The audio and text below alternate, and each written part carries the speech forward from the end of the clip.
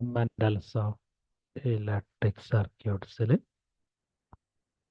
ഒരു പ്രോബ്ലം, അതായത് പോളിഫേസ് സർക്യൂട്ടിൽ വൈ കണക്റ്റഡ് ആണ്.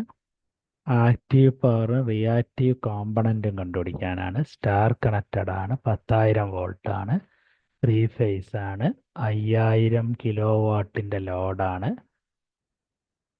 0.8 പവർ ഫാക്ടർ ലീഡാണ്, കറണ്ട് സെയിം ആണ്. പവർ ഫാക്ടർ റൈസ് ചെയ്തിട്ട് 0.9 വോൾട്ട് 0.9 ആയി മാറിയാൽ 0.8 നിന്ന് 0.9 ആയി മാറിയാൽ തന്ന കാര്യങ്ങളൊക്കെ എഴുതുന്നു. അതായത് വോൾട്ടേജ് 10,000, പവർ ഫാക്ടർ എന്ന് പറഞ്ഞാൽ 0.8, 5000 കിലോ വാട്ടിൻ്റെ ലോഡ്, അതായത് പവറിൻ്റെ ഇക്വേഷൻ എന്ന് പറഞ്ഞാൽ √3 VL IL cos തീറ്റ. അതിൽ നിന്ന് ലൈൻ കറണ്ടിൻ്റെ വാല്യൂ, സ്റ്റാർ ആയതുകൊണ്ട് ലൈൻ കറണ്ടും ഫേസ് കറണ്ടും തുല്യമാണ്.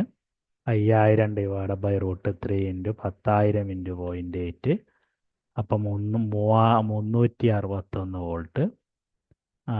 അതിനെ 361 വോൾട്ടിനെ 0.8 കൊണ്ട് ഗുണിച്ചാൽ 288.8 ampere active component. Reactive component എന്ന് പറഞ്ഞാൽ 316 ഇൻറ്റു 0.6, 216.6 ആംബിയർ. പുതിയ പവർ എന്ന് പറയുന്നത് √3 into VL into IL cos തീറ്റ തന്നെ, √3 തന്നെ, 1.732 തന്നെ, വോൾട്ടേജ് 10,000 തന്നെ, അതേസമയം കറണ്ട് എന്ന് പറഞ്ഞാൽ 361 തന്നെ, പവർ ഫാക്ടർ 0.8 ആയി.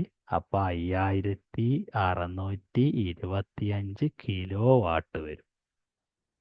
Thank you for watching this video.